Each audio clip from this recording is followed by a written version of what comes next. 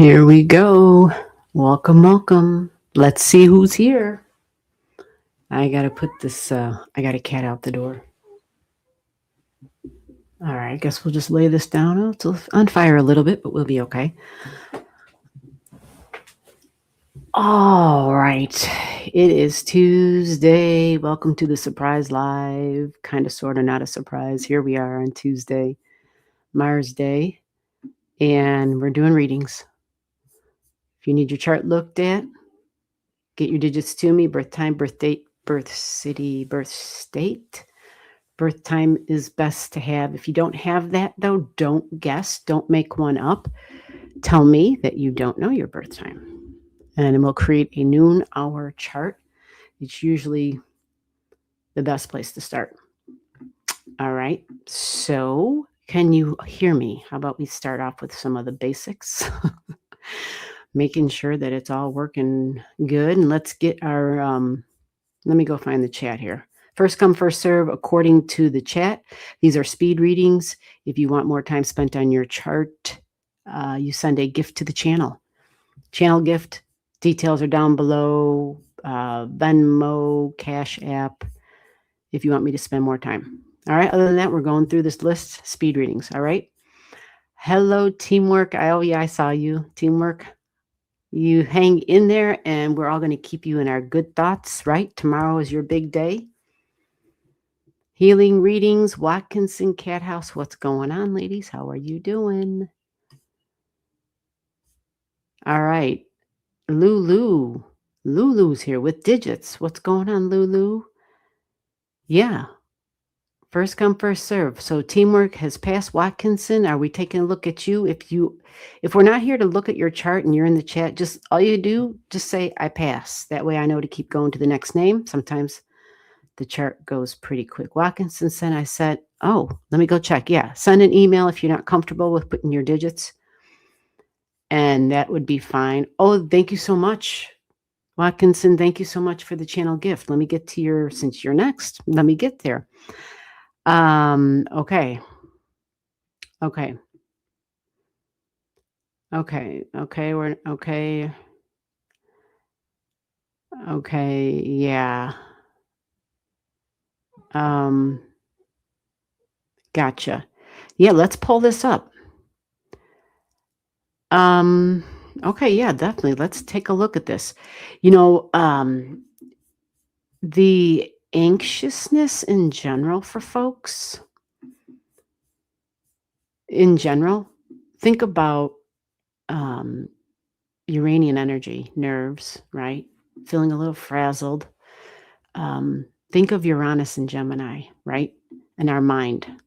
Like that kind of adds to things. It doesn't help. It doesn't help. Things move so fast and they might appear stale. Like that's Uranus comes along and is like, oh, I'm the excitement, right? And it frazzles us. So let's take a look at your chart. So yeah, for anybody else, just get your name into the digits. If you're watching, if you're not sure, you can email your digits to me, or you can just throw them in the chat there. All right. So let's get Watkinson's chart up here. And let me go find my W's. There it is. Great. Great, great, great. Okay, let's see. Let's see, what's this? Oh, no, we won't be doing that. We got to put the charts on the screen. That's a little on the annoying side. All right, Watkinson, I've already got your chart. Shazam. Bam, there it is. Okay, so now you have in here a relationship thing, and you're talking about, as far as you know, someone who has a Libra. Oh, a lot of air. Oh, interesting. Okay. Okay. Saggy moon, Libra rising, Gemini sun. Oh, wow. Sun in the opposition of the moon. Interesting. Okay. So lots of air and some fire. Got it. And let's pull up your chart and let's, Sometimes looking at the plain basic chart to understand self better can many times explain things. And so, what you have going on here, if you look at your chart, you got your moon, your Pisces moon, which is extremely sensitive. All right. Let me do something real quick. I got this other thing open. Let me close some of these extra things. Your Pisces moon makes you extremely sensitive. You also have Hygeia sitting right next to it. Pisces is the sponge of the zodiac. Really intuitive energy. And with Pisces energy, sometimes we just know things, whether we want to or not. That's the way that energy works. You do have your Venus and your Mars together. Okay, interesting. And you have this object here, Pallas Athena. She's always thinking about the future. She's focused on the future. She's always strategizing kind of energy, but she also has the info and the knowledge, the wisdom of the past. So this is kind of loaded, right? And it's in the placement of values and desires and love.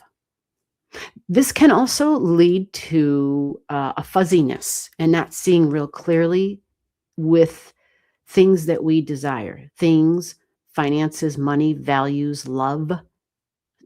Think of all the 5 Taurus senses: smell, taste, touch, right? Sensuality, all the Taurus stuff. But the Pisces adds its own little, rose-colored glasses thing. So having all this energy here and your first house moon, the extra sensitive point, but honestly, it's all going to be sensitive to anything and anyone that you value. Now, the thing to add to this is that your second house cusp line, what did I say in the beginning? I mentioned Uranian energy. Uranus rules this Aquarius energy. You have it on your second house cusp line. That's where it begins. So this tells me that over things that you value, right? Anxiousness. Remember? Okay. So and it's with the emotions, 28 degrees, anxiousness. And so this is good to know, because this is something that you just carry with you. A good way of looking at an astrology chart, I like to call it the frequency grid. You're born, this is the impression, these are the planets, this is you. The other thing with that, though, is this is the potential. It's not that you don't have a choice. You do have choices, but we have inclinations. So the inclination is kind of everything I just described about the sensitive things and your values and the anxiousness. So that's always going to be there unless things are going great. And then it's like, okay, I don't have to worry, or I don't have to go by what my Pisces energy and all of this extra sensory stuff is telling me. Now you have your sun in Aquarius. So that zaps up the anxiety stuff, that zaps feeling a little frazzled. Let me double check to make sure you guys can hear me. I didn't even wait to see if anybody said anything about a yes, we can hear you. Shit. Can you guys hear me? Oh, she said yes, it's helpful. Oh, great. Hey, Christy, I see you sneaking in there. How are you? Do you have water yet? Sorry, I'm not trying to rub in a thing. Victoria, I see you too. I see a couple people who kind of jumped in. Great. All right. So understanding our basic part of our being is huge, because then you understand that about yourself throughout your life. All right.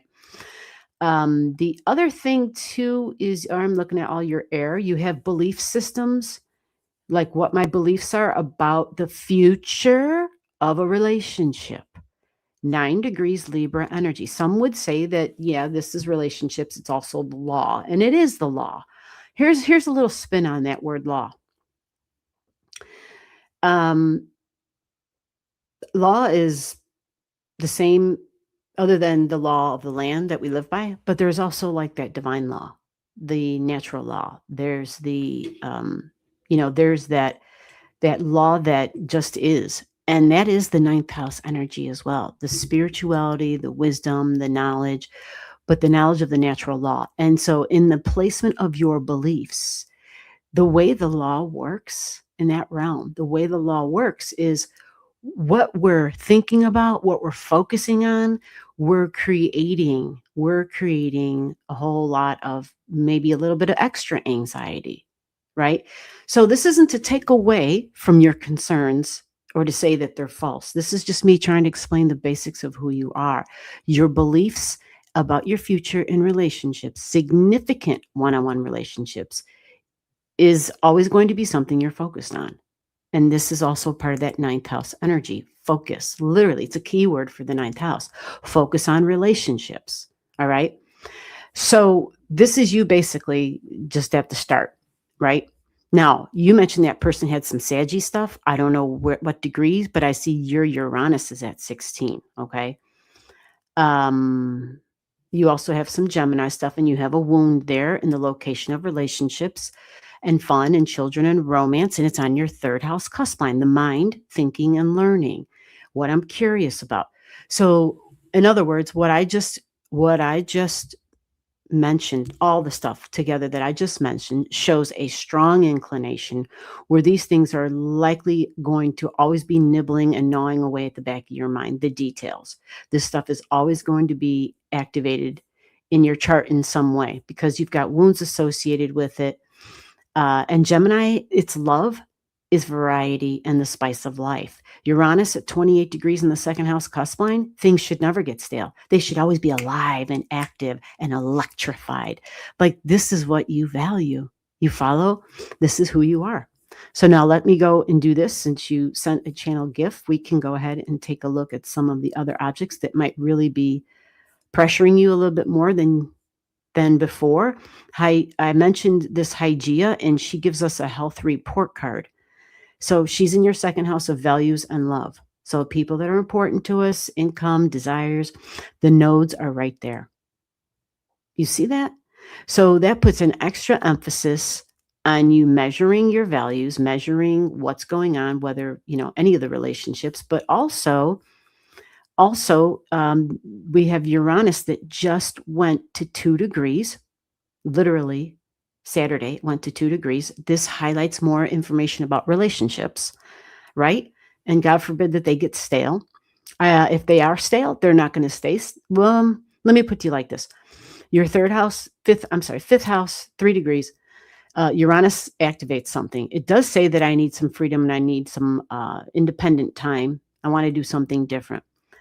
What you do have here is Uranus already on this because 2 degrees is, it's close enough. So there is a wound here, right? There's a wound.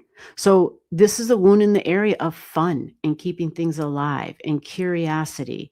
Communication is freaking huge. So this would be the recommendation is communication, but a new communication and possibly realizing that some of the wounds that you have may have to do with, I don't know, other situations, other experiences, other relationships from another time. It is very possible. Chiron usually represents something that we experience a long time ago. Sometimes it's definitely childhood stuff. And for you, this would be that. This would be grade school. At fifth house, you're in grade school in the fifth house. But what happens in life?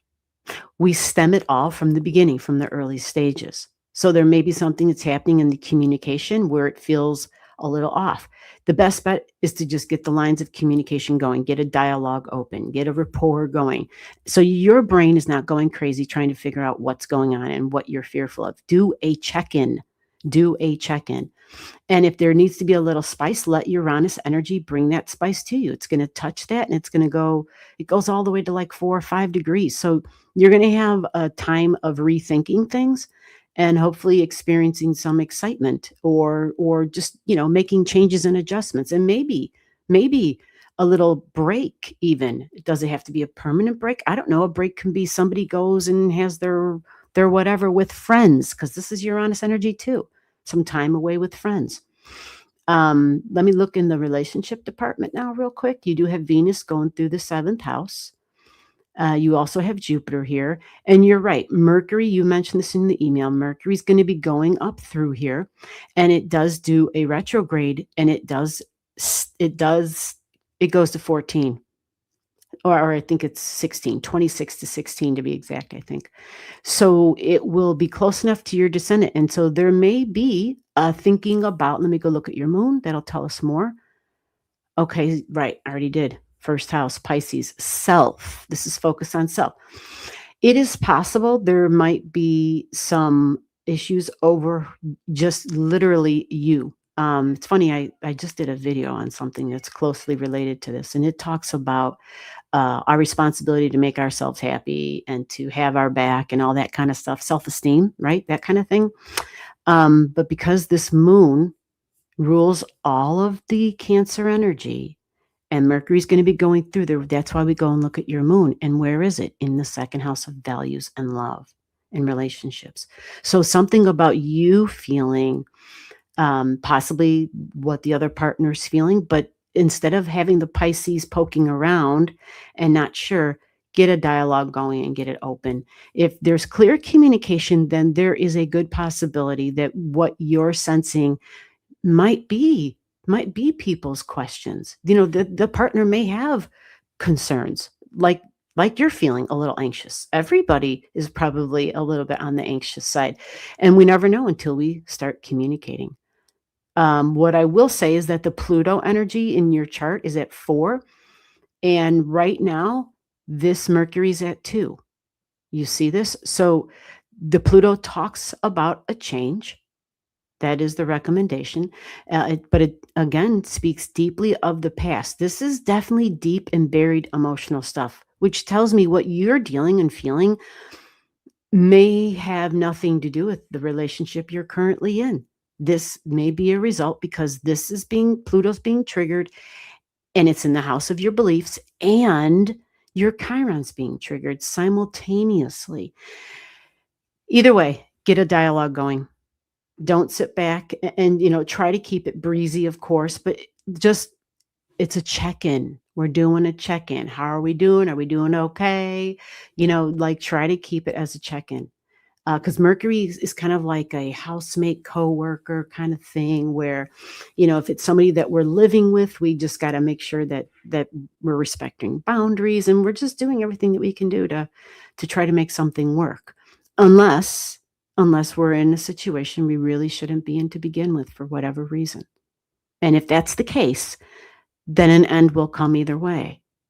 And it could be long and drawn out and painful, or it can be swift. It comes down to just being honest with self, because your moon at 1 degree in your body, your appearance, your location, your love, but self-worth is part of this story and wounds of the past, and it affecting you deeply and emotionally, and likely the family lineage.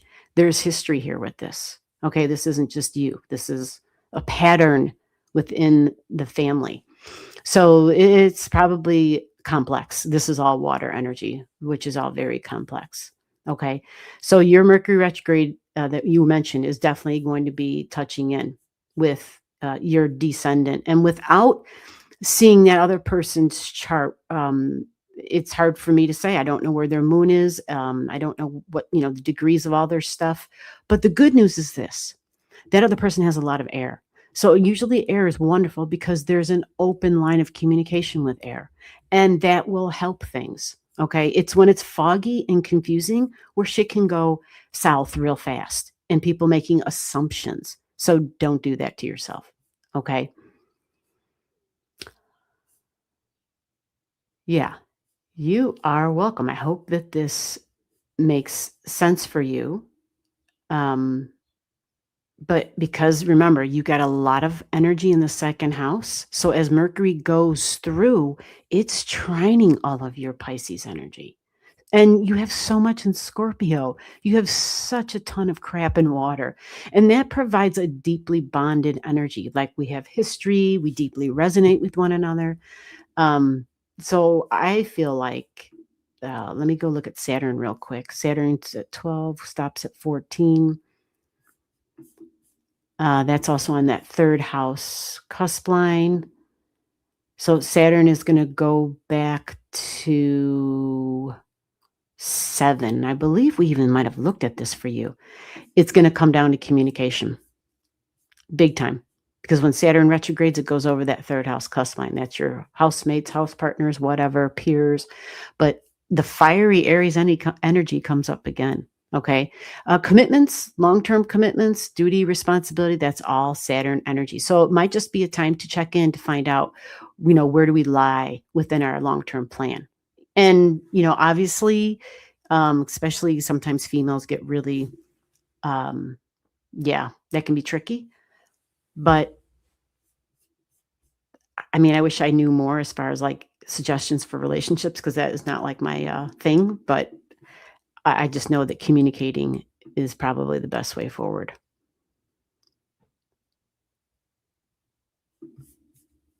Yes, you are welcome. And I'm going to add this little tidbit to you, Watkinson. Your Saturn in your chart is in water.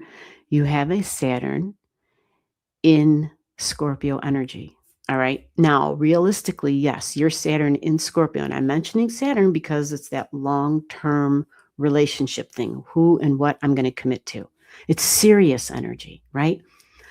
Your Saturn is conjunct your South Node, like it's just always there.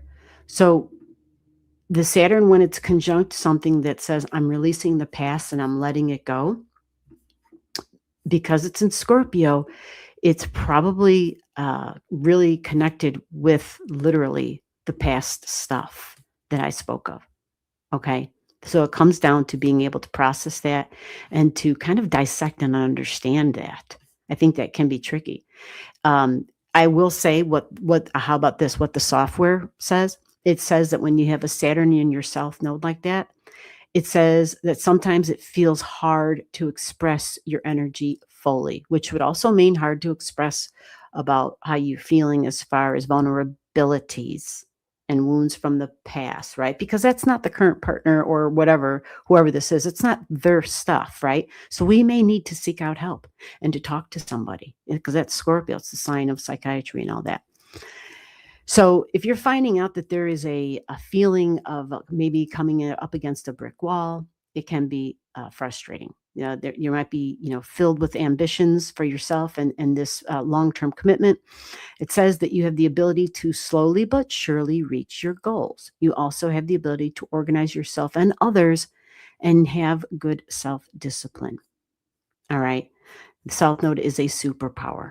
All right. So just hang on to that and hopefully that kind of takes you forward in a more clear way. Okay.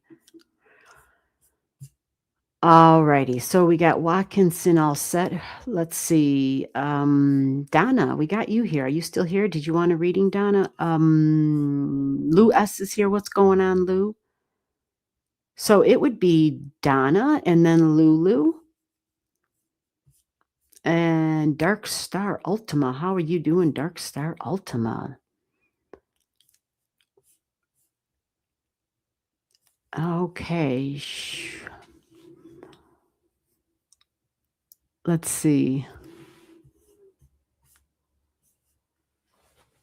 Spirits talking 111. What is that? Donna, you here? Oh, let me do a check-in. Dinah says, I'm here. Oh, sweet. Okay. Let's get Donna up here.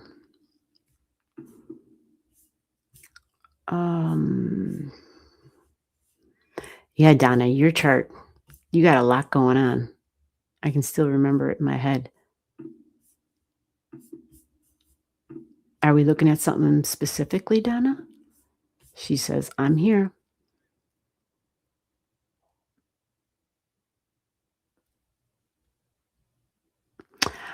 Oh, thank you, Lou. I see that. Yeah, that was many years ago, right? Lou, that was like in freaking 2019 or some shit. That was a long time ago. And that's just the whole point. That's soul's work. We don't get to decide when that happens. Like it's just a matter of, yeah. Yeah. It's got its own timeline. That's for sure. All right. So Donna, anything? We're gonna do whatever pops up. How about that? Since she's not saying what we're doing. Let's do it like this. Okay, here we go, Donna Marie. Let me go check my phone. I didn't even look at my phone yet today. Look at another Gemini, right? Another Gemini at 3 degrees. Donna's Mars is there. Yeah, and so the Uranian energy is making these things, it's really amping things up and things moving really fast, folks. Really fast. People's lives, changes, decisions, disruptions, whatever. Like everybody, things are going to be super fast. All right, Donna, I'm trying to see if you had a specific thing you wanted me to look at. It's probably going to take me longer to look into the chat, but let's get you on here. All right, so there it is. We get this up here. Your Saturn did jump out, Donna. Actually, right off the bat, your Saturn came forward. So we're going to see the Saturn up in the sky is now right there, right next with the Pallas Athena. Okay. Look. Okay. So has there been probably heightened frustration and impatience is a possibility. And the good news about this is because it's in your 12th, sometimes that will show us where we have been impatient, how we're easily frustrated. It reveals some of the things that we don't normally want to own up to. And 12th house, things are hidden from us. You follow? But since Saturn has now moved off of your Eris, like Saturn would have told Eris to chill out, angry Eris, Saturn's moving away from Eris, and Pallas Athena's there now, the strategist, thinking ahead, thinking long term. This is also friend energy, too, by the way. And your Eris is at 11, friends, group energy, streaming. It's what we're doing here, astrology. And Mars is now at 11 degrees today in Taurus energy. So you have Mars, Donna, that's going to be touching in with your Jupiter pretty soon. You have vertex right on your Jupiter right now as we speak. So what this means is a boost in energy could be beneficial. You might be taking spiritual actions. You might be taking a trip. You might be traveling, right? That's the Jupiter energy, like let's go for a ride or go for a flight. The only thing I want to add to that, just because it's something you've mentioned to me in the past, is when Mars touches on Jupiter. 12, yeah. So the public, because Jupiter is just going to add to something. So it can make us really confident, but Jupiter can also increase all the Venus stuff. So this can be like the smells, the tastes, the touch, the sensuality, the finer things in life, good food, good clothes. Just whatever it is that's your passion, because that's what Mars will happen. Mars is about the passions, and when it touches on Jupiter, it'll be like, woof. So you're already there. It's just 4 degrees away. So you're feeling it, you're in it now. And what that can do is increase Mars's anger or its impatience, because Taurus is really fixed energy and Jupiter's really confident. So right now you're in this mode where you probably want to, if you're not stepping back and like watching from the witness window of self, this is a good time to start doing it. Now, let me give you when it takes Mars a week to go about 4 degrees. So I went to 2 weeks. So here we are, June 9th, and Mars is right on top of your Jupiter. Okay. So after that, it's going to move, it's going to start pulling away from your Jupiter. So I would say all the way until June 13th, June 14th, June 15th, you should feel not so, Jupiter can exaggerate stuff. So it can exaggerate your physical body. Things about your physical appearance might make you look more beautiful because Taurus wants things to be beautiful, right? But just remember all the keywords for the Venus stuff: smells, tastes, touch, sensations, clothing. You might go shopping, right? Anything that I feel like might make me look more beautiful. Like that's where your Mars will take action. And yeah, you might see a little bit of the ego then, right? A little bit more of the pride. You're going to want new and different though, because of this Uranus sitting on your Mars. It's still there. It's a slow mover. So you see how you're getting a double whammy with your Mars on Jupiter, and then Uranus on your Mars. So new, different, exciting, and taking action. This will be your physical body, but also the mind energy. So this is a nice burst if it's time, if you're feeling like you want to get up and do something, because having Jupiter in the first house, and one of the keywords for Taurus is its comforts. And once it's comfortable, it might not want to get up and move around a lot, or it just, whatever gets stuck in, it gets stuck in. It's, the picture of Venus sitting in the garden eating her berries, her grapes, all the goodies of the earth, drinking her wine and comfortable in her at her crown, or sitting on her chair having a good time, and she's perfectly happy. But Mars might come along and poke. Mars likes to stir the pot. So if you're looking for a time for your pot to get stirred, Mars just might do that for you. Okay. Emotions. Yeah, we all have Jupiter still sitting in the emotions. So just keep that in mind. Jupiter will inflame things, but it is supposed to bring some beautiful, maybe even benevolent energy. And this would be before the date on this chart. This would be before the June 20th. Okay. So I'm feeling like, since you have that in your third house, actually third going through your fourth, Mercury and Jupiter. Yeah. This would be a time when there's more goodness, and when there's more sharing, and there's more, Jupiter can be very generous type of energy with family and feminine energy. Okay. So I hope that helps, Donna. I don't know. Yeah. We're going to move on, and we're going to go to Lulu. I believe Lulu is next. Lulu, are you here? And that name sounds familiar. So let me check to see if I have you. I think you mentioned I might have you. Let me check. Let me take a peek. And let's see, where's Lulu at? All right, if I don't have it, Lulu, October 6th, I have you. We got you in the system. That's great. Woohoo, we got Lulu. Okay, so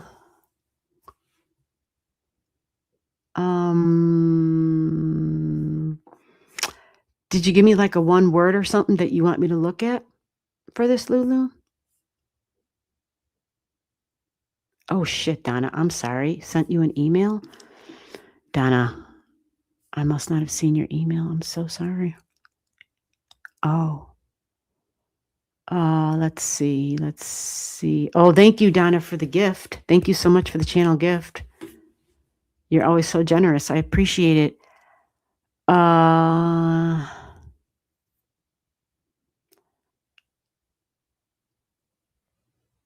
Okay, well, Donna, that Jupiter energy I spoke of, that is definitely higher education, for sure. So that lines up with what you're talking about. And the Gemini energy and the Uranus learning something new on the Mars body. Oh my God, yeah. Ooh, I like that. Ooh, hypnotherapy. I want one of those sessions, Donna. I am not even joking. Once you got your stuff together, let me know. I think that would be, well, I know I need it done. I'll put it like that. So yeah, that is right where you're at. But just remember, like I said, about all the other things that would apply, because it's in relationships, it's in learning with your mind. Yeah. And then if you have more specific, because I'm sorry, I didn't see that right before I read your chart. I just went with what jumped out, which would have been your Saturn. And the Saturn is this long-term thing, long-term work, long-term commitment. Yeah. Yeah. And it sounds like that's exactly what you're doing. Okay, I'm sorry, Lulu. So Lulu, I just posted my curiosity. I can't. Okay. Yeah, well, I can hook up. Donna knows how to get in touch with me. She didn't have like a specific question, but that was what jumped out, and that's what she said. So I hope that was good enough. And if not, like I said, I'll take care of you, Donna. All right, Lulu. So you said pretty much the same thing, I think. Curiosity. Okay. All right, well, let me take a look and see. I haven't seen your chart in I don't know when, but let me get a little bit more familiar with it. Your Mercury jumped out, so we'll look at that. Cancer energy. Okay. So what we got here is you're going to have the Mercury retrograde going over your Saturn. Wow, Saturn is a strong theme today. This is great. I'd rather Saturn be the strong theme instead of Mars on Mars Day. It's always Mars.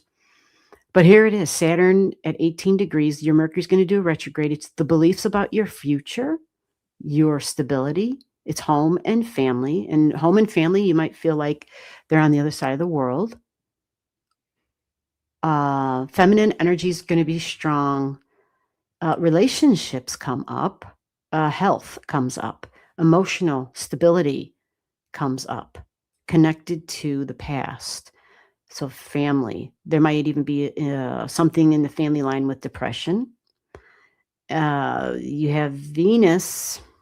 Let me back this up real quick here. Today's June 2nd. Okay, we're on the right date.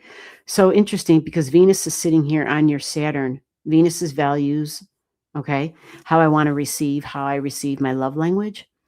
This is like long-term commitment energy when it's Venus and Saturn together. It's like, what are my long-term goals? What am I building? Family would be what somebody is building with Saturn, but Saturn is slow. Saturn creates restrictions. Saturn says, we're building this for the long term, so we're not going to take shortcuts. And the Mercury retrograde is going to go over that for you. So you are tossing around different ideas, possibly about work, but definitely the commitment to the long haul, mother wound energy even. This may have to do, some people with Saturn in Cancer, sometimes they have things to do with housing, literally, you know, maybe even connected to whether it's literally building, but something to do with building a family. So Cancer energy can be women having baby, literally. It's that realm in a person's body where it's like, oh, soul energy comes in and connects, and all of a sudden you've got, a little somebody growing in that sacred space in the womb, which some refer to it as a wormhole type of energy, right? Because it's almost like the cocoon, right, where the magic happens. But Saturn is responsibilities and duty. And with that may feel heavy at times and burdensome even. Because Mercury's going to go over that, this tells me that you're going to be having to make a decision and a choice, whether it's about work or a long-term commitment, anything that you are committing to for the long haul. And because family's part of this, Saturn can be an authority figure in my life. So whether it's the boss at a job or a parent, I sometimes think about my mom's journey and, where she's at in it right now. Like, I don't know how she could literally, she's at a stage where I don't see how she could be living with a child and a child taking care of her. Her needs are so great. And so, yeah, it makes me think about mom and the duties and the responsibilities and how serious that commitment is and how heavy that load is to carry in dealing with that, especially if there is, any like mental illnesses or energetic illnesses, anything where, because Saturn can bring depressing energy sometimes. This could even be dad energy too, by the way. Saturn, authority figure or boss at the job. I think I already said that one. But you see, the Mercury retrograde is going to go over, and health is like coming forward. So whether it's your health, whether it's you work or have something to do with others and their health and their minds, and maybe it's just simply older people, maybe it is, just to take care of people, maybe it is with hygiene and cleaning or keeping things neat and orderly and organized. That's all Saturn stuff. Okay, so your Saturn, I should say the Saturn up in the skies in your house of health.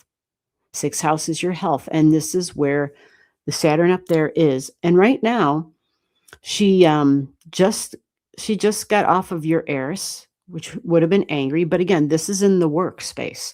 This is my physical body. When we have Saturn in Aries, we can become really disciplined. But the big story here for you is this Saturn is squaring the big Saturn there. So this won't be a big deal for you right now. This will be a bigger deal for you in 2027. Duties and responsibilities will be huge. Okay. It'll be more of, I better be on track, on course with my long-term goals. If I'm not, there will be stop signs, there will be slowdowns. Saturn can rules bones in the body, the spine of the body, the skin of the body.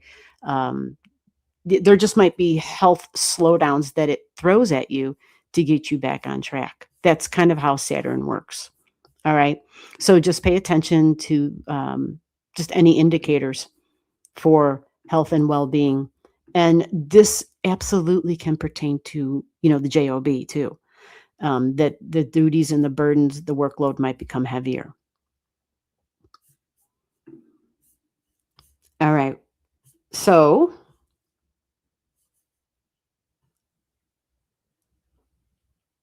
let's see where I'm at. We're going to the next name.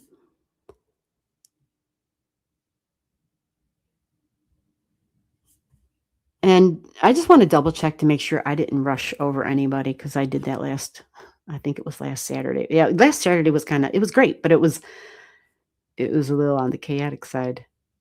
Okay, so Dark Star, yeah. If you're in the chat, great, say hello. But if I don't have your digits, I go to the next name in the chat.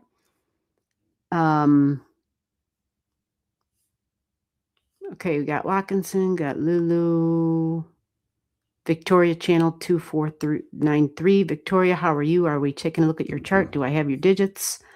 The name sounds familiar. You've probably been here. Pass, I am so going home. Oh, okay, Christy, have a good day. She said, I am so going home. All right, Lou S., you're here. Okay, so I'm saying names here. So the next name the name would have been next would have been Victoria's channel 2493, but if I don't have your digits, I got to keep going. And then that would be next in line goes to Christy. Christy's gone. Lou S. is after that. So Victoria, then Lou S. And if you hear your name and you're not going, just please say I'm passing. I know, don't you love the Watkinson Cat House? I love it.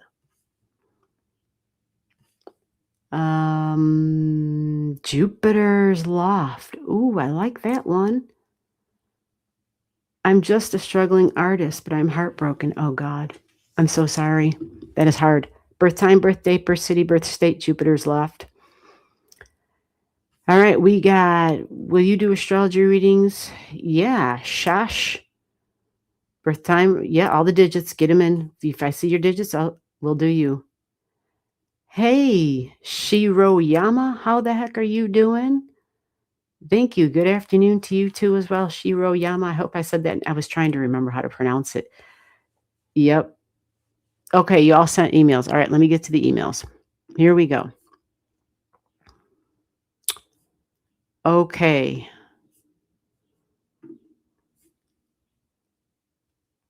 All right. All right. So I have an email from birth digits January 31st, 1993. You didn't tell me who your name is in the chat though. And I value privacy, so I'm not going to give the name out that I have on your email, but I don't know where you show up in the chat in what order.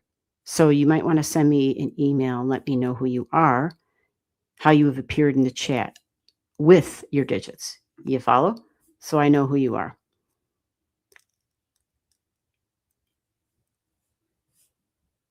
Okay.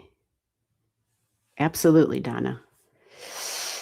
All right, Sergius, how the heck are you doing? Rahu Kumar, how are you? Please check mine. I need location and please put it all together. Oh, you did. Very good. Sergius said I'm passing. All right, thank you so much for saying that, Sergius. That helps a lot. Sunshine said I'm leaving. Okay, Sunshine's leaving. Shira Yama, thank you so much. Thank you, Donna. All right. So I need to find out who this person is. Yeah. All right. So what I'm going to do is go back to the thing and kind of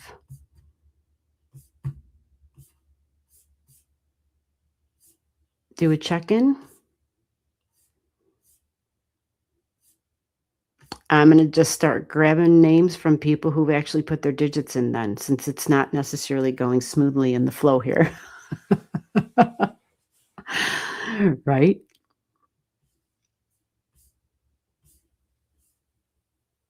Yeah, Jupiter's left. I don't have your digits. All right, so going once, going twice. All right, I got to go to the chat, and I'm going to start doing it that way since somebody sent an email, but I don't have their name. I don't know who they are in the chat, and we got to go in order of the chat. Okay? All right, so Rahul, Kumar, did I say that right? I have you up on the screen.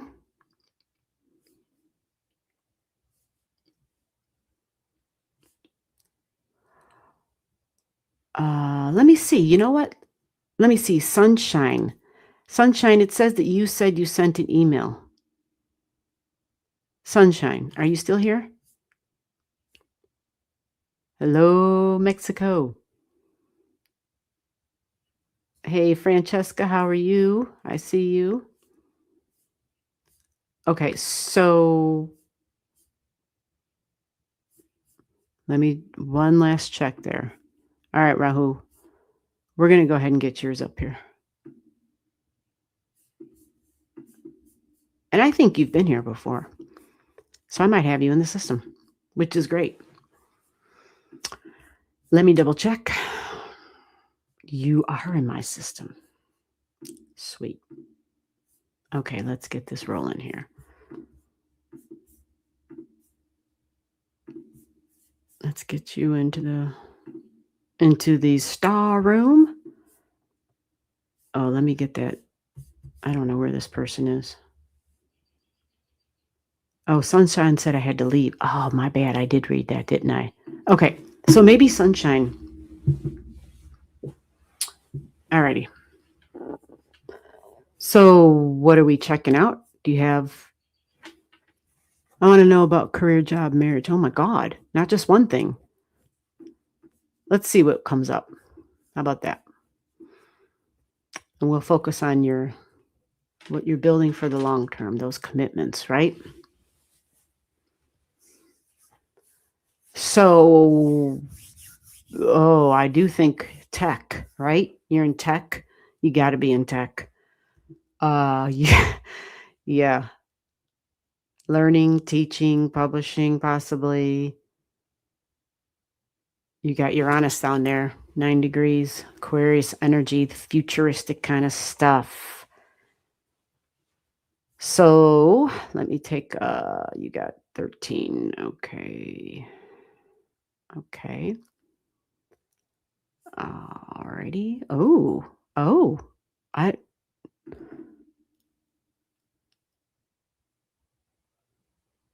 Okie dokie. So here's the thing. This is interesting in your chart. There's going to be a thing for you in general in your basic chart of detachment, because the energy of all that Scorpio stuff is the opposite. It's attachments, right? Having strong attachments. This is, this kind of jumped out. It's not just about, what I think about and talk about, but this is a desire nature, the desire nature, and the internal thoughts within that. So this energy angles in a kind of a difficult way, the bonded energy that you have up here. Okay. Well, this would be energy that asks us to be a little bit more flexible and balanced in general. But like I was explaining on the very first chart of the of the day, was this underlying not intensity, but it's like electric. It's lively. It moves extremely fast. And in a person's chart who has this, we would have to be cautious as heck because you even have your South Node here, which means that whole be careful what you wish for, be careful what your desires are, even when they're desires that we have, because we could have them in moments of confusion, in moments of anger, in moments of where we just don't feel good. And a chart like this, you'd have to really just be aware of that you have this. Okay. And maybe you already are, but that's what jumped out at me. And this is in the house of love and money and income. Okay. So there's something really, the ideas for creating and the creative energy, the intellect, the knowledge, like the lightning bolt of ideas that come through, that spark, big deal here in a magnetic house. So things can happen quickly and be fast. There can be like disruptions, but sudden shifts in desires, sudden shifts in values and love. And so this could even mean self-worth, energy, but also in income and money. That's a possibility. Now, you do have a lot of air in your chart, which I feel like supports your chart in a strong way, that midheaven up there. That does talk about slowdowns in relationships, but should be serious relationships, very committed relationships, but strive for balance. And you even have me energy. So you have to be cautious of the me energy when you're in a we thing, a we relationship thing. All right. So with all that said, all that psychology behind all of that, you have Pandora retrograding over your midheaven, the can of worms, Pandora's box. So this can be authority figures in your life, bosses. It's also your long-term goals. And you have Libra, your significant one-on-one relationships, partnerships, personal, professional. Okay. So you can't really rush this energy because that's the teaching of Saturn. You have Saturn in your third house, communication, talking, writing. It's strong with the me energy right now. And it's going to be even stronger because it's going to get to your fourth house cusp. It's going to get to your emotions. And you might feel a sense of discipline and duty, and maybe even another dose of slow down stuff. Saturn is your work as well. All right. So this is just telling me there's no rush that's going to get you to the next level. You just have to put the nose to the grindstone and put in the work. That's what this Saturn in Aries is for all of us, but yours in particular with home and emotions and family. That's what's kicking it up a notch here. You have a lot of strong Aries energy there, and you do have a Saturn in Aries. So you have the discipline at times for sure of your Aries energy, but this is more emotional. Aries is usually very optimistic. And in 2027, this Saturn will visit your natal Saturn. So that's quite a bit of time away. All right. But that's a time when it comes down to serious energy and when it comes down to realigning with your long-term commitments and reassessing them. So this can be job and work. And if you're working from home, yeah, this would represent that. Now, as far as career,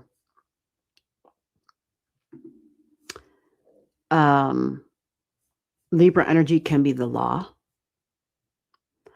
It can be working with anything that's got to do with beauty and fine art, but equality and fairness, these are diplomats, people who are diplomatic, right? They can kind of be mediators in some way.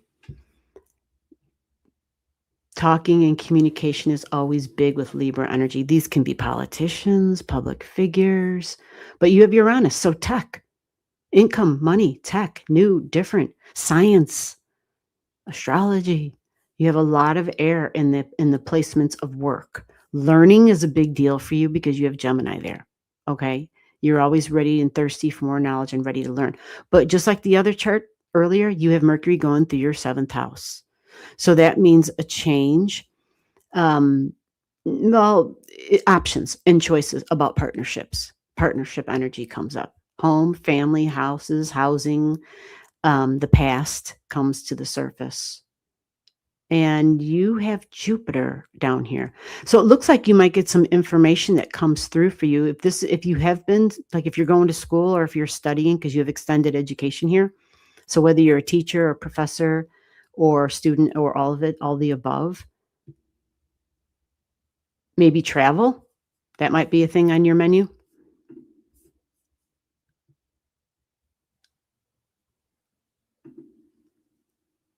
Yeah, communications would be a huge field in technology. That's what I would recommend because that's what all this energy shows. There's a ton of it, but you also have a ton of the Scorpio energy. So maybe in security, tech security. I mean, yeah, just realize our charts are the inclinations, the free will and the choice is up to you. I never look at an astrology chart and say, this is what you must do. Absolutely not. I refuse to do that. You have to choose your path. This is your life. You have to decide how to use these energies. That is the path of your soul. And you have a ton of Scorpio energy. So I'm not telling you anything you don't know. This is for you to choose. You have to be the authority of the power that you have in your life.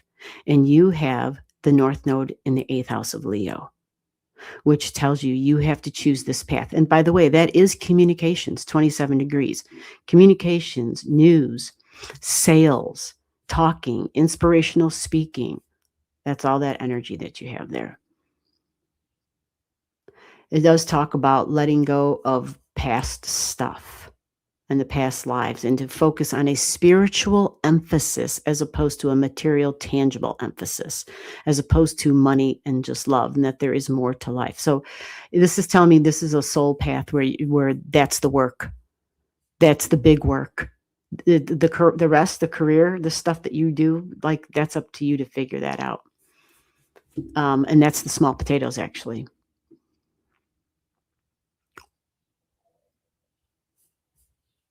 You have long term, yeah.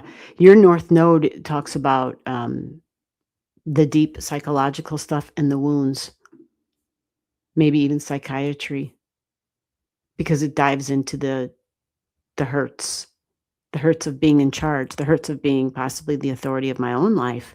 Father energy is coming up here too.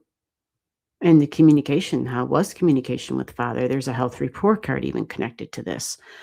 So there's some deep, intense wounds here.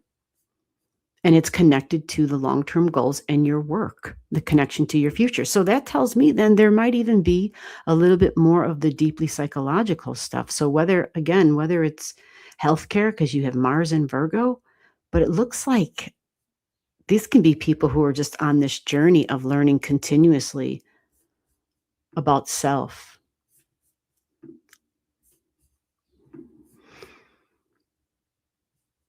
Okay, so to give you a timeline, Mercury's going to do the retrograde, but I'm just going to give you the Mercury reality. Mercury's going to come upon and connect.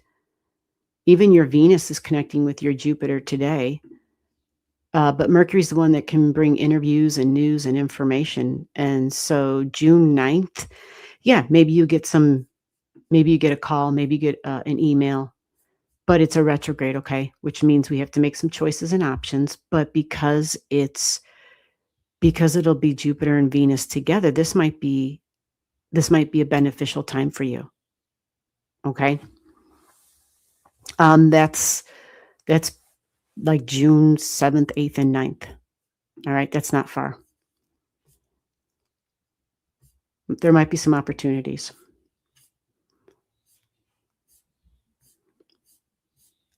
All right. Okay. Who else is here? Oh, Donna said I have a meeting. No problem, Donna. Oh, oh, that's a different name. Hello, where am I headed? Sun Shell, you would need to give me your birth digits, birth time, birth date, birth city, birth state. You can send an email if you like. If you don't want to put your digits in the chat, that's fine. And if you think I already have your digits, then you have to let me know. Because I don't recognize your name. All right, Rahu. So I hope you understood that timeline I gave you. Hopefully some good opportunities coming up for you soon. You got a lot of water.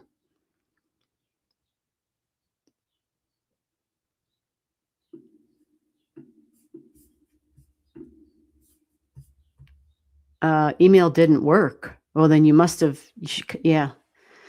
The email works. You might have had a wrong digit in there. You can put your digits in the chat, and if you don't put your digits in the chat, then we'll just move along. Okay, that works. You can do that. That's not a problem. Yeah. The email is a long, if you get one letter off, it ain't going to go through. Mm-hmm. All right. Ooh, May 12th. Oh, yeah, I'm just realizing Sunshine said she had to leave. It took me a minute to figure that out. All right, so let's get Sunshine, or Sunshell. Did we really have two names that were that close? We had one that was Sunshine and one that was Sunshell. Oh my God. We did. That's pretty nuts. Yeah, the other one was, it was AN Sunshine. Okay. And this one is Sunshell. Holy crap. Okay, Sunshell, we're getting you up there. Let's create your chart for you. Man, I need some water. Alrighty. I got a water right here. I just got to get it. 1959.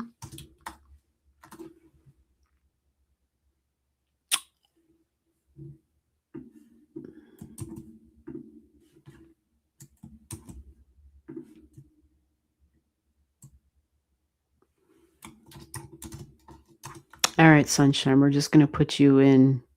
Oh, Sunshell. I better make sure yeah.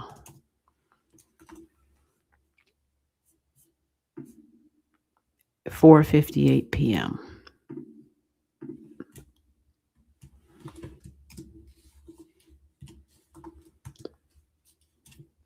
So have you seen your chart before? Sunshell, have you seen your chart before?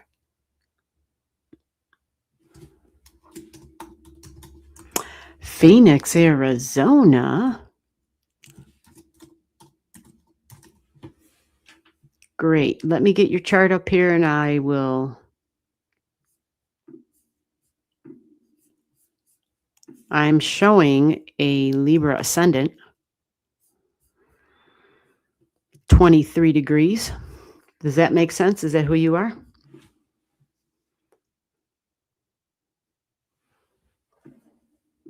You've got a moon at 21 degrees of Taurus. Right on the 8th house cusp line, if this is you. Wow.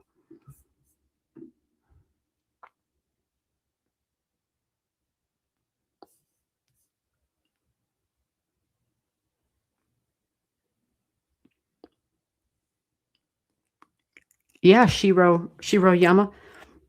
Yeah, we'll go right down the line. Shiro Yama, then who we got? Gail. Digits, good job. Very good. That helps. Thank you so much. All right. So let me take a peek at this chart here so we can better understand who you are. Uranus at 12 degrees in the 10th house. Ooh, authority figure, dad energy. Whoa. Okay. Wow. Yeah, you have a. So what is this? 28 degrees? I'm seeing 1 degrees, 27, 29, 28. Opposite is Saggy. Aha. You have this really, this is what jumped out, is your kite in your chart. So your kite includes Horus, includes Hygeia, Actually, high G is at the top of the kite. Interesting. But it also includes Regulus and Karma. Wow. Even your Pluto. Wow. And then your Sedna and your Hercules. Wow. Interesting. Okay. So the kite means all those objects that I just named are part of like an energy pattern from when you were born. And it all pours through and comes out in writing and talking and speaking, learning, really curious energy. But the mind and the health of the mind and keeping track of communications, this is deep with family energy and ancestry. There can be health issues with communicating and learning. Sometimes it can be spoken of as mental health, just knowledge about the mind and the body connection is huge here. But yeah, ancestry might have been a thing.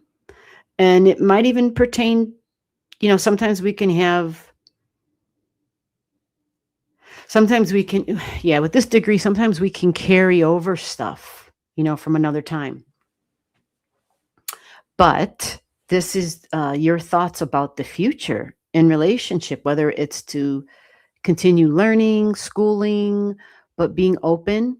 But you have a lot of history here in your chart in general. I mean, even your Jupiter's at 27 in Scorpio, so a lot of trauma. Jupiter can be really beneficial energy in general, and it is your great benefic. So this is a good thing for you, and it's a nice trine to your 6th house cusp line and your midheaven. Wow. That means things sometimes easily happen in terms of your long-term goals and family, mom energy, and even some leadership role possibly, but very fiery, independent energy. So this can be my mom was dad, my dad was mom. It can be where parents had to kind of exchange roles. Maybe there was a single parent, possibly. Maybe I am the single parent even. But your moon and your Mars, like, holy shit, they're right here at that midheaven too. Together, family again and emotions comes up. Actions of the past, health, day-to-day routines, the small things, the details, the minutia, job, possibly even working in that field because it's career energy. What am I building for my future? Yeah, you're trying to build a family or something that has to do with stability and a foundation for yourself, an emotional foundation for oneself. So you have Venus here too. That's beneficial at a low degrees value. You value home, money, finances. Look, Mercury's even sitting there right now, right on your Venus. So talking and communication, possibly with someone from the past. Feminine energy is strong. So maybe you're learning something. Maybe there's some revelations for you yesterday, today, possibly tomorrow. But travel, maybe making travel plans, that can be a thing here with this.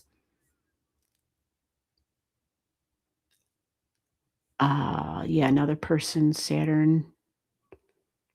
The kite energy in your chart comes through beliefs. It's your beliefs about the future, your beliefs about the health of the learning, the speaking, the talking, the communication.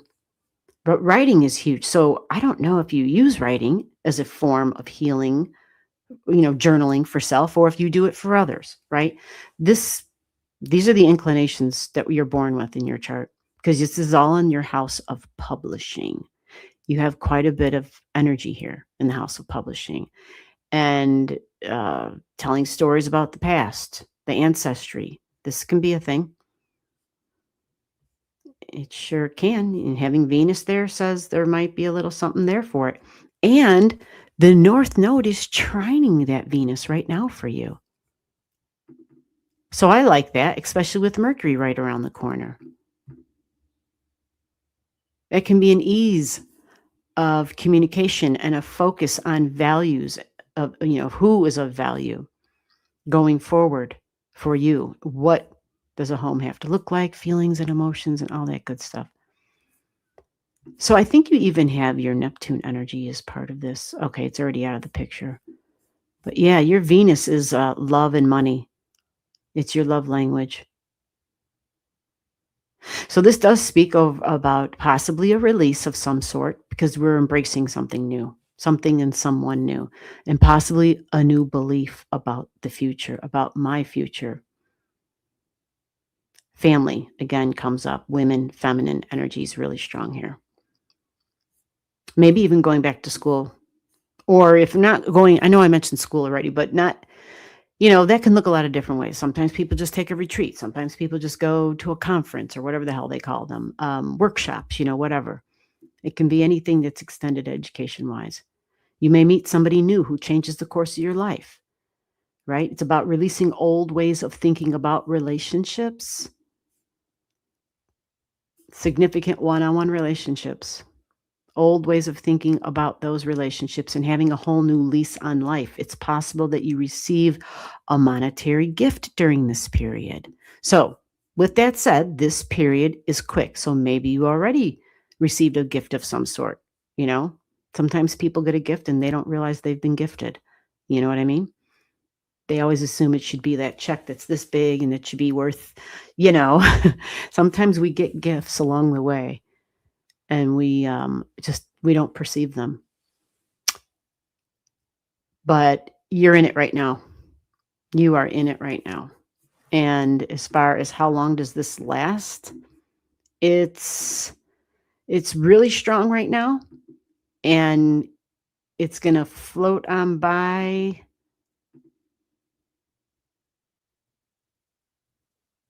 Let me see. Yeah. So it starts to lose its luster by, June 10th, starts to lose its luster. Okay. And yeah, and then by June 18th, it gets, a little bit less and less. So you're in it right now. You're in this beautiful situation right now.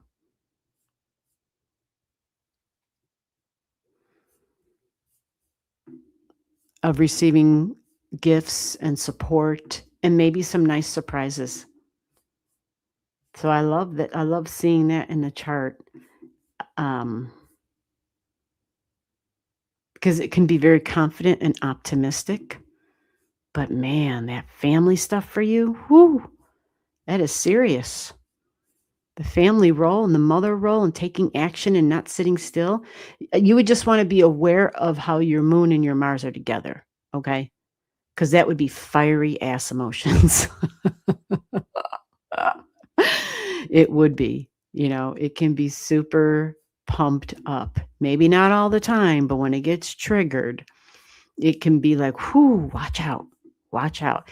And even if that's not you, well, then maybe mom was that way, can be really creative energy, can be passionate, highly passionate energy, and it can be really heavily emotionally expressed. Okay. Like heavy, heavy, heavy. As in oozing with emotion. You follow? Okay. So, Shiro Yama, let me see what you said. You said, yes, let's take a look. I'll do that. Yep, there's time. Job, finances. Okay, let's get your chart up. I know we have you in here already, so let me get you on the screen.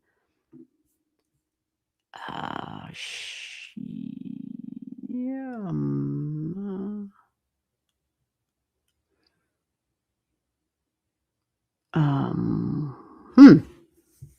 Okay, maybe I don't know how to spell it. How did I spell that name? I wonder if maybe I put it in AOI first. I know I read your chart.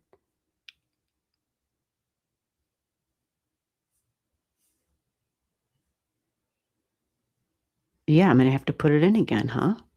Oh, that is weird. Well, sometimes I just scroll past too damn fast. All right, well, let's do it. Let's get it up in here. I think.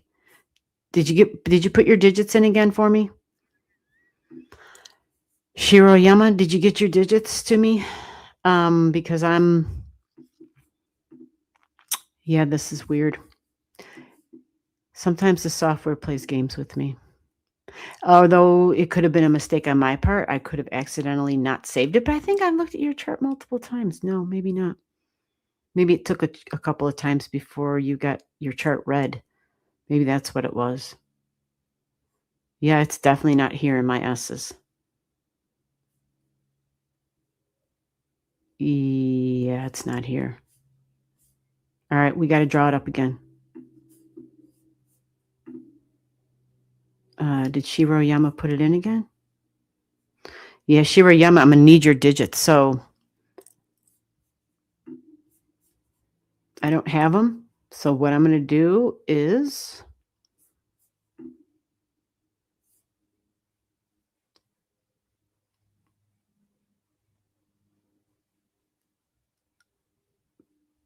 I see a couple of folks with their digits here. Yeah, for you folks who are saying that you're sending emails, I have emails that have gone through. Like there are emails that are working. So you might have you could be spelling it wrong. You follow? Yeah. It's running across the bottom of the screen. It's got a tricky spelling.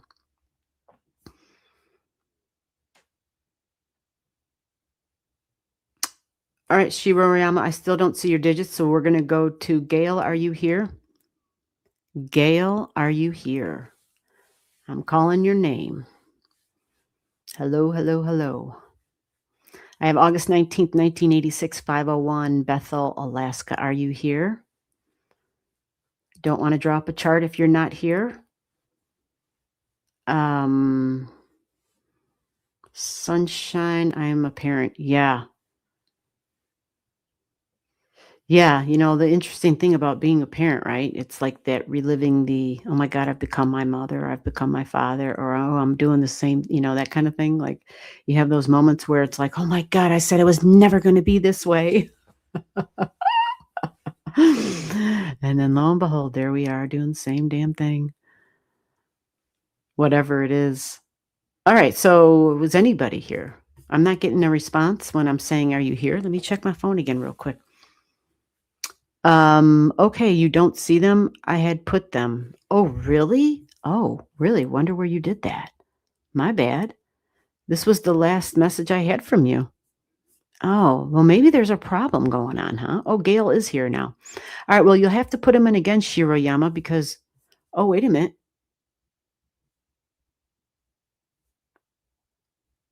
What the hell? All right, Shiroyama, I got him. All right, I got you. All right, so Gail, hold on. We're going to get Shiroyama in here real quick. Let's see here.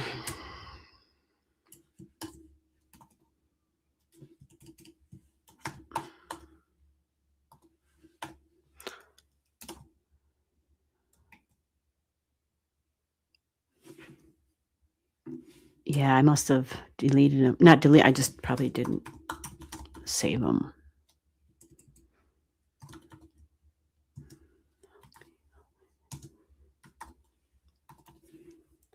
And we've got 5:31 p.m. and WAL DBROOL. That's where I made the mistake. I remember drawing it up last time. I forgot to add the L on the end, and it kept telling me it didn't exist. All right, let's see. Let's make sure that we got the right chart for you on the screen.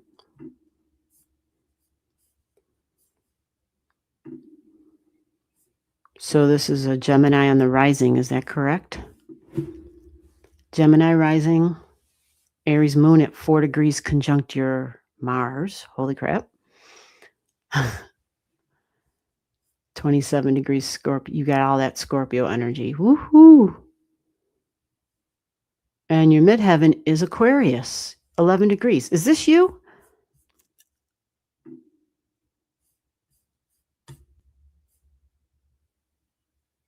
Yes, Scorpio, ascendant Gemini. Holy shit, your midheaven is a astrology, by the way. Did you see that? Streaming, technology, friends, social services, social systems. That's that 11 degrees up there. That's that career energy. You follow?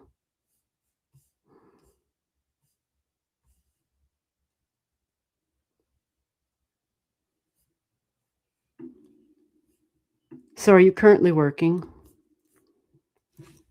Oh, you've got this huge, yeah, you've got a big ass Merkaba in your chart. That's what's kind of jumping out, right away, just so that we're all clear. Okay. When people have this kind of energy in their chart, it is difficult because it's not necessarily an energy that talks about working in the material realm of success and career. You know, the Merkaba stuff really signifies a deeper purpose in life. And so that makes it tricky, doesn't it? When we feel that calling or whatever that is, what we're drawn to, what we're pulled towards, it makes it difficult to do the job, right, and to commit to a career in corporations. It makes it really difficult when a huge part of our very being is committed to something way more deeper and meaningful. And that's what you have in the house of work, Scorpio. Way more deeper and meaningful. Something that you're going to spend your time on. Should be very purposeful. Likely intense work. Let me see if you have something that's a nice. Your Pluto. Oh, your Pluto. Yeah. Ooh, this might be a person who shows up on the scene as the emergency worker type of thing because it can be very intense. Like they know how to handle traumatic situations, even. And this may, you may fluctuate in and out of that because of having Aquarius on the fourth house, 11 degrees. I'm sorry. It's Leo, but it's fourth house cusp line. This can affect your emotions.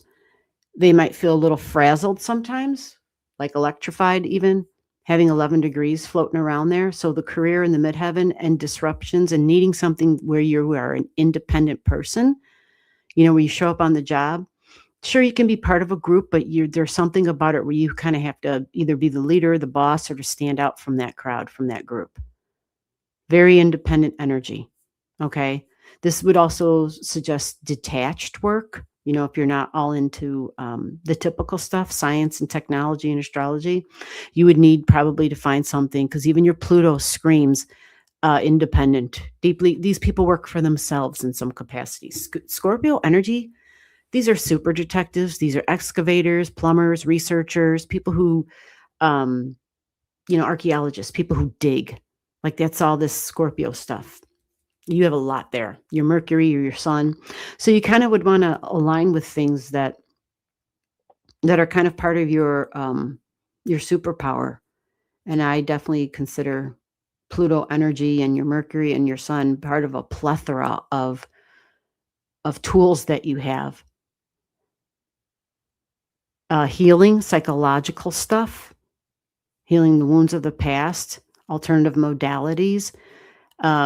This is all this energy you have down here for work and day-to-day routines and projects. And you even have some of the water energy in your 10th house. You've got 9 degrees of it with your north node sitting there. This is a spiritual connection, the when we have a north node. This talks about this is your long-term goal and possibly even a vocation, whether it's hospitals and healing. I even knew a lady where she was kind of like, oh, what is it called? She was, I don't know what they call it, but you can go in and deliver the last rites for people. She had some sort of a certification for that or something or other. This can be that kind of energy. This can be, I mean, there's a lot of different routes you could take that, but I don't know if that pays the bills. Do you know what I mean? So, but the whole point is it's different. Um, when you have this spiritual connection, this more deeply meaningful stuff. But your Pisces energy talks about healing institutions and government energy. And your superpower would be people who are serving in some significant way. And that can be one-on-one, but it can also be, people who are like police officers, the EMTs, the paramedics. Virgo energy is like nurses, assistants. This is all this energy here. Something that at this degree, though, it speaks to something that's about building for your future. Health and healthcare comes up again. Now, you do have Saturn at 0 here. So Saturn's at 0, it's strong, it's slow, it says it's not gonna be fast. But it is strong in corporations. So working for big business is probably a big thing for you, and maybe even behind the scenes because you have Neptune in Capricorn. Interesting. All right. Interesting location, interesting degree. This can be healing again, but it also can. Wow, there's a lot of change and transformation. Are you always looking to change jobs if you're working currently? Because this would be someone where I want to change a role, or I have to have something about it has to change because of the deeply meaningful aspect. It's like a Pluto vibration. And it literally lives through change. That's how it heals, through the changes itself. But yeah, your Aquarius at that midheaven, if you're not a boss of your own self, that might be a problem because you're going to probably want that.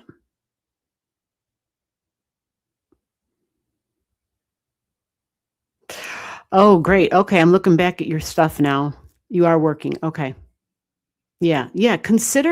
Look at all that Scorpio energy that I have in the chart, or that's in your chart. You got a ton of it.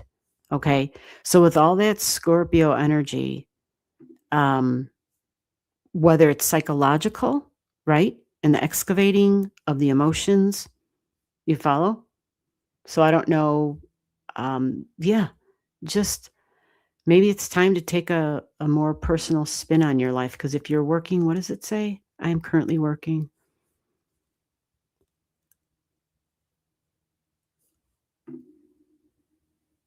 Software. Okay.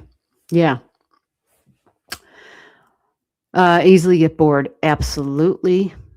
Yeah. And that's your midheaven at 11 degrees. It wants excitement. It wants to change things up. But it should be like cutting edge, new, different, authentic, original. Maybe a job you need to invent. I mean, it's at the inventor degree, lady. I said lady. I have no clue. But you do have part of fortune at your midheaven. The ability to reap, the ability to be in the right place at the right time, health and vitality, social status, success in life. Nice. And where's your Uranus? Where's your Saturn? Oh, I already told you. Yeah. Oh, you have Uranus at 29. Yeah, I think that for you, it's just a matter of you deciding what you want to do. You have your Saturn and your Uranus energy like this. So it comes down to you're always seeking, and there's always going to be a thirst for a new adventure. And if you could do that connected to your job, maybe where it's built into the job, where there's always like this new project, this new task, this new challenge, this new long-term work built within. And then once that session's over, then there's a new thing. Yeah. But yeah. Pretty interesting, huh? Okay. I think Gail, you're still here. I promised I'd look at you next. Is Gail here? Oh, I see a couple of other names. Well, we'll see what we can do. It's 4:43. You just showed up on my feed. I know, I'm still here. I'm crazy. Gail's next. Is Gail still here? Oh, good. Gail's still here. Good. I didn't miss you. Okay. Area Luna 21. Look at that. I see your digits. April 24th. Woohoo. I know somebody who's got a birthday on April. Actually, I know a couple of people with a birthday on April 24th. All right, Gail, let me go find your digits so we can get you in here and take a look. Wait, let me make sure we saved Shiroyama. Saved. You're saved, Shiroyama. I'm looking for Gail again. There she is. All right.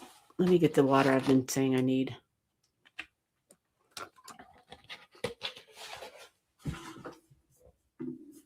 And let's get this chart up in here. Gail, have you seen your chart before?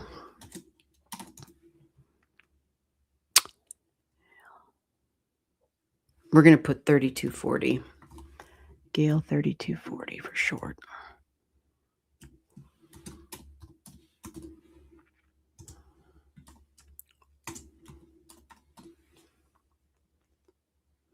$5:01 a.m. Awesome. You have your time. Very good. And Bethel, Alaska. I don't get too many Alaska births in here, but we have had them.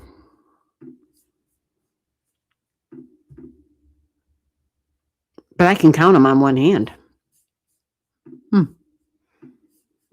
Okay, so have you seen your chart? This is showing a Leo on the ascendant. Oh, interesting. Holy shit. A lot of Virgo. Really small first house if this is you. Wow. You got a Leo sun at 26 according to this, and you've got your moon at 23 in Aquarius. Dun, dun, dun. Is this you? She said, yes, yes. Wow. Interesting chart. So first off, your moon and your north node are pronounced here. They sextile each other. Your moon, different and original. It's at the Aquarius degree, sitting in your 8th house. Wounds of the past, friends, and group energy, possibly mom. Something shocking, even. These are connected to deep traumas. Ooh, significant one-on-one relationships. So maybe some beautiful surprises, but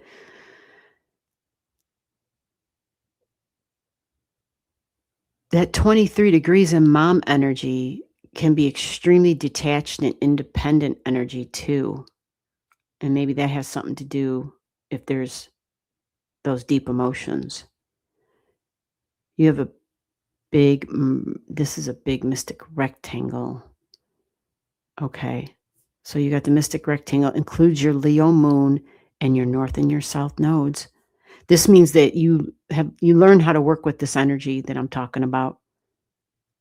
So there may be times a battle between authority figures for sure. And maybe you being the authority of your own life and maybe even wrestling a little bit with the past. This can also be mom energy that played a role as dad energy too, really strong and independent energy, maybe even a little authoritative possibly. But yeah, like a little bit of a wrestling match, the oppositions, mom and dad against one another. But for you, like how you work with that, then that may pour out into your own relationships. If that was the scenario when you were a child and what you were exposed to. I'm trying to see if I can see really quick to make sure I'm viewing all these comments because yeah.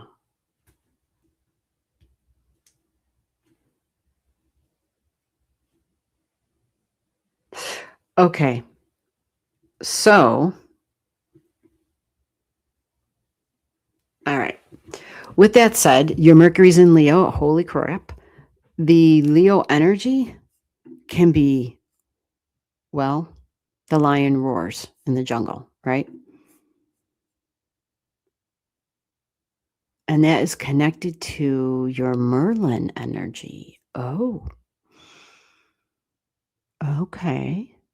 So communicating, talking, really colorful, but bold, confident, steps into the ring like I'm the boss, I'm the authority figure. Can be very lively. Sometimes people with the Leo, with the Mercury and the Leo, these people can have good vocals.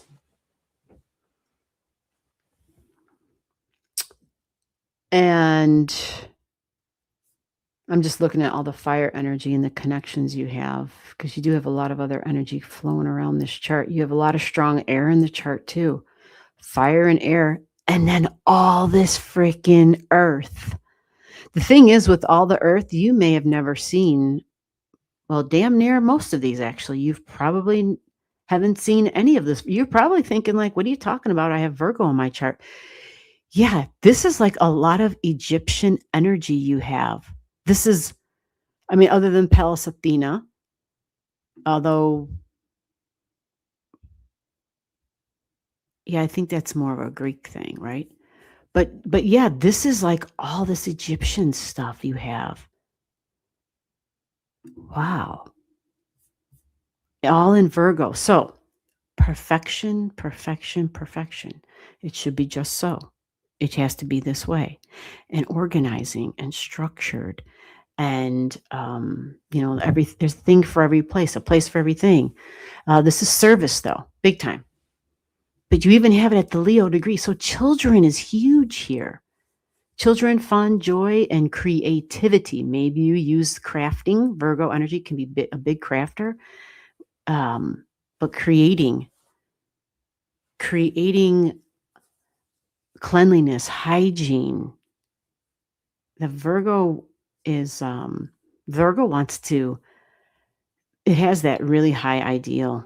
And so it has this great mind for the details, to be very analytical.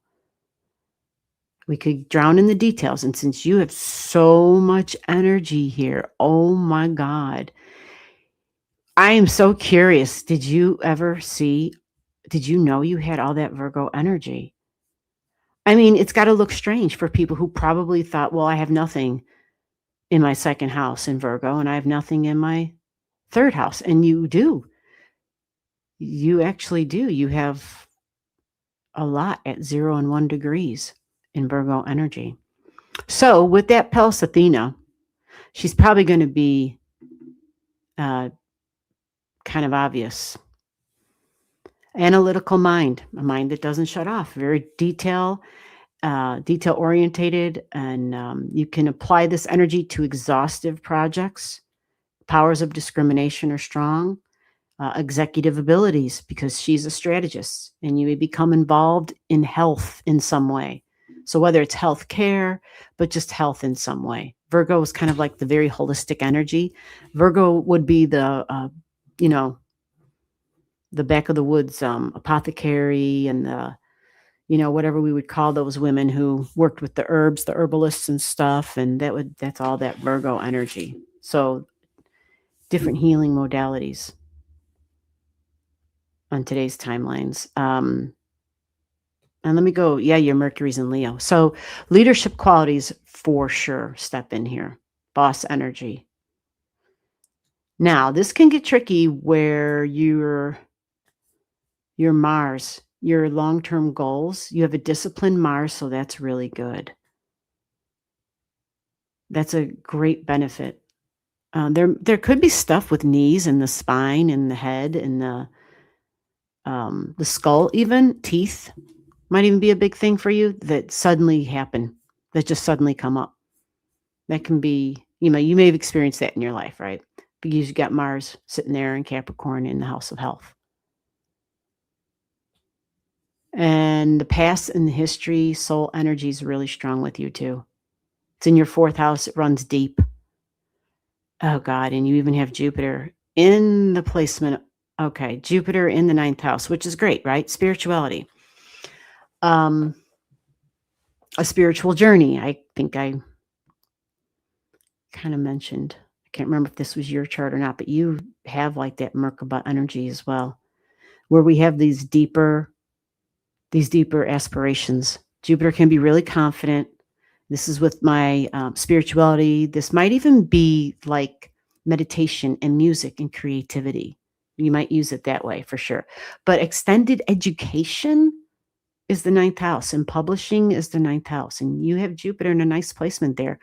So sound and creativity come up. Movies, yeah, publishing something. At least I hope. It's a retrograde Jupiter. And let me see if which your great benefic is Jupiter in your chart. Okay, so travel would be huge too. If I didn't say traveling, travel would be really a big deal, especially since you're going to find it to be very fun. And you might even have a job where you get to travel for work. And if you don't, well, then you find a way to travel intellectually, possibly through your curiosity and your constant searching and seeking. But learning and different, the mind is so very different. 11th house, friends. Online community, probably a thing for you. And technology is your partnership, groups and friend energy, not only just your moon here, but the moon in the 8th house of wounds, but healings as well. But all this other technology and all this different unconventional energy of partnerships. This can be tricky energy for people who want to be in committed relationships. I am always saying, whenever I see Aquarius or Sagittarius in the 7th house, it comes with its special set of challenges. It just does. It's just like a signature. Doesn't mean it can't happen. It just means that freedom is huge for these people. And for you, Saggy in the 5th, freedom, well, that's your happy place. That's your happy space. Freedom. For sure. So what I'm going to do is I will make sure we save you in our system. And I hope that quick look helped. I hope it made sense for you. And we will touch on, let me see if, what was that other name that popped up? Aria Luna 21. Since you put your digits in, are you still here? If not, we're going to call it there. Oh, look at JM. Oh, Aria Luna is here.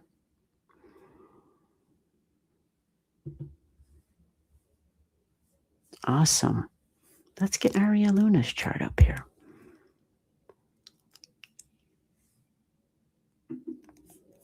All right. Have you seen your chart before?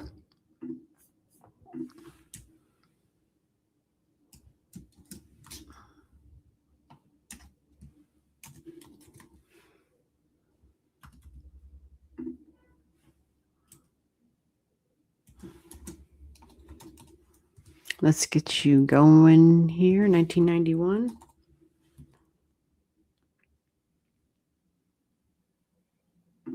All right.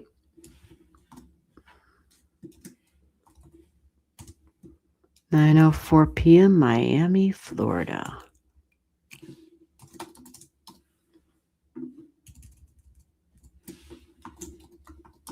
Okay, let's see what we come up with.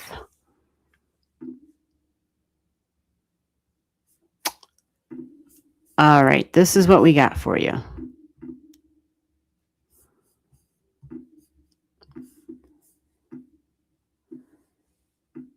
Oh, your Jupiter at 4 degrees just jumped right out. Okay, interesting. So we have a Scorpio on the rising, 21 degrees. Your Pluto's right there in the 12th house. Ooh, powerful Pluto in the 12th in Scorpio. And we got a Virgo moon at 18 degrees. Man, health is all over today's readings, especially emotional well-being and family. Big time. Emotional security, emotional stability, all over the place.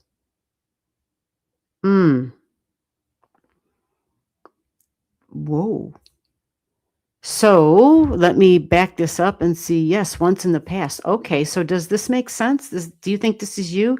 If it is, the Virgo moon suggests that service is important.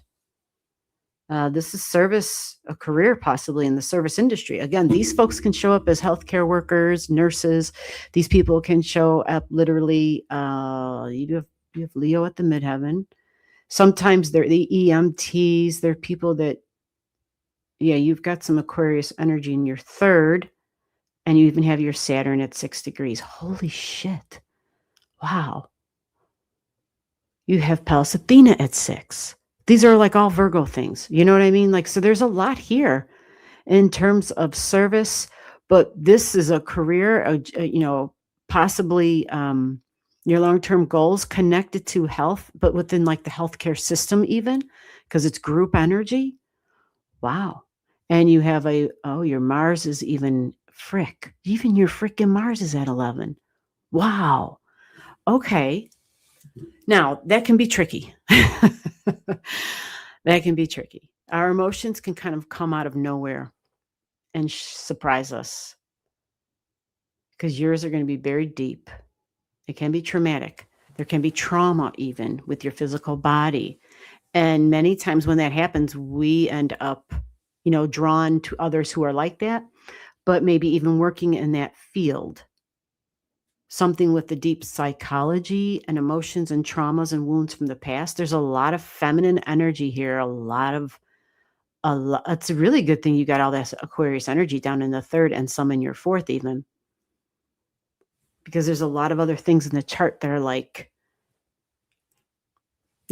too much emotion can be difficult to navigate a lot of emotions. Now, your Mercury suggests a mind that doesn't shut off, but it is even also about myself and my body. It can be all about sports, but related to health. So my appearance and how do I look, and some people think, oh, I look good, I look healthy, so I am healthy. But it's a Mercury retrograde, and it's really going to be quite spontaneous. Might even be a little harsh. Might say things it regrets later on because it came out a little fast. Can be combative words. Can be impatient. I'm a Cancer sun. That would definitely not be this chart. This chart's showing a Taurus sun. Oh, that's Jim. I'm sorry. I'm reading the wrong damn thing. So, Ariane, in the past, but so you think this is you then? Okay. Okay. So this sounds like you. That's the main thing, to make sure that this sounds like you. Yeah, sports would be fun. Sports would be fun. And as far as if you're running, Aries definitely wants to be the leader, wants to win. There is no doubt about that. And here, this is typical for people who do marathons. Sagittarius in the first house, even on the ascendant, they travel long distances. That's what these people do. Yep. Interesting. But you do have Scorpio on the Senate, so that gives you an edge. I mean, these people, it's just not about, somebody was just talking to me about this too, with the marathon folks especially. And I don't know anything about it, just so you know. They were saying, once you get to that 13 mile, it's all psychological from that point on. Well, that's where Scorpio reigns supreme on the psychological end. That's where Scorpio steps in and is just like, I got this, because that's a battlefield that it's very familiar with. It's a matter of whether it's disciplined enough, right, to get there and to do it. But having it's so crazy. Your Saturn's at 6 degrees. Yeah, and working with the public, number 4. So whether it's home and family, but also working with the public. You have Jupiter in the house of publishing, by the way, in Leo energy. And publishing whatever you want. It's going to be colorful. Creativity would be big here. Oh, you're going to have a nice Jupiter returning to Jupiter coming up. Travel, though, can be travel for sure. Higher education, even. It can be all the above. You have Pisces in the 4th and a little bit of Pisces in your 5th. So that would be sound, theater, prayer, creativity, meditation. Pisces wants it to be, it should be nice. It's just serene, solitude, kumbaya. Even if we don't follow a religion, which absolutely not, just a spiritual type of thing. Anything can become spiritual when we've got that right space, that sacredness to it. But yours likes a little bit of different and pizzazz and some surprises in there in your emotions. You've got the Aquarian and the Pisces mixture. But you do have public all over your damn chart, by the way. I know I've said it with the number 4, but anytime I see this other number, the public comes up again. So with that said, superpower is nurturing and taking care of people. You even have the freaking vertex and the freaking Chiron next to it. Like, yeah, this is crazy. So if you're not working with people to help them in some way, whether it's to provide nurturing, this could be mothering energy. Like if we're not in a healing career type of thing or assistance, we think what a mom does for children at home, she provides their emotional support and stability. She provides their comfort in that way. She also provides food, right? And sustenance for children. This was your superpower type of energy. So all this on your 9th house cusp line, that's loaded. I got to believe you, took that to a serious level of career. It's at 22. All right. Plus you have Venus in the 7th house in Gemini, so you can have a way with words. You can be a harmonious communicator. You can sound and even feel loving, which can be wonderful. Partnerships who provide that as well. They can be drawn to you. And a Taurus sun wants peace at the end of the day. The Taurus has endurance too, by the way. It brings endurance. But this point, let me see. Let me go back. Let me see. I came back from a semester. Oh, Germany. Yeah. Wow. Graphic design. Oh, good for you. People assume that I come off intimidating and intense, but I'm actually, yes. And do you know why? Look what's in your 2nd house of desires. Well, and your Saturn in the 3rd house of I am the goddamn boss, right? It's Saturn in Aquarius. I'm the boss. And yeah, you even have Uranus in Capricorn. So this is going to be cold and detached, surprising, shocking, but I can present as the authority, as the ultimate authority. Rigid, like totally, it can come across that way. And it doesn't, yeah, absolutely, because even your Neptune's in hard Capricorn. But with all this depth that you have here and the Pisces stuff, your Scorpio demands change, purpose, and growth. Scorpio has no patience for frivolous shit at all. It's on a deep mission. It's on a deep soul mission. Yours is to provide and to be part of the healing process. So part of the growth process. It's in the 12th house. So healing institution energy, or just, maybe across the sea, across the pond, but even psychologically for yourself and maybe even for others. Relationships comes up. Significant one-on-one relationships comes up. And these may be, karmic energy stuff from other times, people from another time. But I will say, when I see people with Saturn in Aquarius, it's as if these folks, especially in the 3rd house of your mind, it's as if these folks are kind of in the, some folks, they could structuring and organizing for work that doesn't even exist yet. It's different. It's new. Sure, it can be tech. Sure. Absolutely. But Aquarius is futuristic, future of healthcare even. Ooh. I'm in the States, and just a real quick share here. That a friend had shared who's in Canada, that there it's already like introduced into their hospitals. Like they already provide it. Like if you're a patient in the hospital, they already provide Reiki in the damn hospital. Is that happening here in the US? Does anybody know? I mean, it's like, yeah, duh. Like, why aren't we just already there? You know? Man.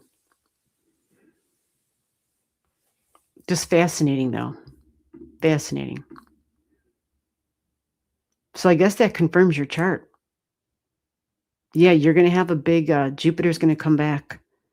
And so that should be nice. That should be a really nice time of maybe going on another trip or learning something more, maybe making something. I remember Jupiter can be sound, but it amplifies your creative stuff because you already have a Jupiter in Leo. So that to me is wonderful. I mean, I love the creative energy. But generosity, expansiveness, wisdom comes through too, big time. Very colorful energy is Leo. Hair. Very colorful energy. Very optimistic and courageous energy. So when Jupiter comes through about your future, thoughts about my future, my beliefs about the future, making plans for the future, it should be a really nice time for you. Yeah. And so you